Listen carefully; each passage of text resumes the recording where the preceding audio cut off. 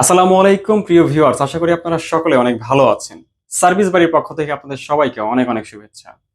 চলে আসলাম নতুন আরো একটি ইনফরমেটিভ ভিডিও নিয়ে। আজকে দেখাবো পেন্টানিক ব্র্যান্ডের 32 inch android smart double glass voice control television আপনারা কিভাবে ইন্টারনেট কানেকশন করবেন। এছাড়াও এই টেলিভিশন ব্যতীত আপনাদের যদি বাসায় কোনো অ্যান্ড্রয়েড টেলিভিশন থেকে থাকে, সেই টেলিভিশনটাতে কিন্তু সেম প্রসেসে আপনাদের ইন্টারনেটটা কানেক্ট করে নিতে পারবেন, লাইক ওয়াইফাই। চলুন দেরি না করে দেখা যাক কিভাবে আমরা ইন্টারনেটটা কানেক্ট করি। সাপোজ ধরেন এটা হচ্ছে আপনার টেলিভিশনের হোম পেজ। হোম পেজ থেকে অ্যাট ফার্স্ট চলে যাবেন সেটিংস অপশনে। এখানে রিমোটটা দেখেন, রিমোটের হচ্ছে অ্যারো চিহ্নগুলো দিয়েই কিন্তু হচ্ছে আপনারা মুভ করবেন ডানে বামে উপরে নিচে। নেক্সট এখানে লেখাই আছে নেটওয়ার্ক। নেটওয়ার্কের পরে হচ্ছে ওয়্যারলেস।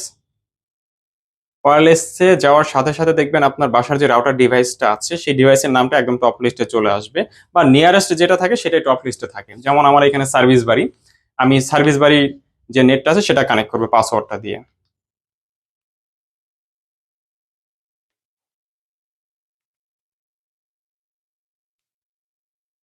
ওকে, এখন আপনারা চাইলে কিন্তু এটা দেখেও নিতে পারেন যে কিভাবে আহ, আপনার যে পাসওয়ার্ডটা দিয়েছেন সেটা সঠিক আছে কিনা।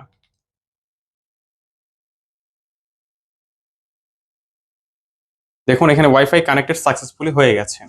তো এই ছিল হচ্ছে খুবই সহজ সিম্পল ভাবে আপনি আমাদের এই ভিডিওটা দেখে জাস্ট 2 মিনিটের মধ্যেই কিন্তু আপনার এই প্রবলেমটাকে সলভ করে ফেলতে পারেন।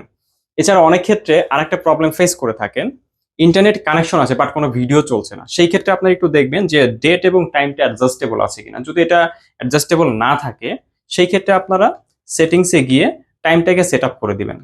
টাইমে যাবেন, টাইমে যাওয়ার পরে এখানে অটো অ্যাটাচড একটা অপশন থাকে, অটো অ্যাটাচড অপশনটা অন করে দিবেন, তাহলে আপনার ইন্টারনেট রিলেটেড যে প্রবলেমগুলো আছে সেগুলো সলভ হয়ে যাবে ইনশাল্লাহ। সো ধন্যবাদ সবাইকেই। আমাদের এই ভিডিওটা যদি আপনাদের ভালো লেগে থাকে তাহলে লাইক কমেন্ট শেয়ার করতে ভুলবেন না, আমাদের চ্যানেলটি সাবস্ক্রিপশন করে রাখবেন নেক্সট ভিডিও পাওয়ার জন্য। ততদিন পর্যন্ত আপনারা সকলেই ভালো থাকবেন। আসসালামু আলাইকুম।